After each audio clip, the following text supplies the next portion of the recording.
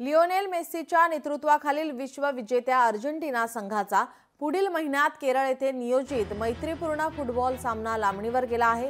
या सामन्यासाठी आंतरराष्ट्रीय फुटबॉल महासंघाची अद्याप मान्यता मिळालेली नाही असे केरळचे क्रीडा मंत्री व्ही अब्दुरहिमान यांनी सांगितलेले आहे। तर केरळमधील क्रीडा मंत्रालय आणि प्रायोजक अँटो ऑगस्टिन यांनी मिळून अर्जेंटिना संघ 17 नोव्हेंबर रोजी कोची येथे एक मैत्रीपूर्ण सामना खेळेल असे आधी जाहीर केले होते। मात्र पुढील महिन्यात हा सामना होऊ शकणार नसल्याचे आता ऑगस्टिन यांनी स्पष्ट केले। त्यांनी फेसबुक पोस्टच्या माध्यमातून शनिवारी ही माहिती दिली आहे।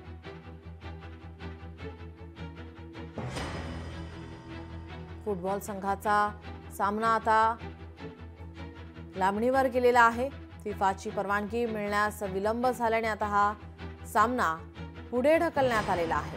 त्यामुळे आता हा सामना कधी होणार याकडे आता सर्वांचं लक्ष असेल।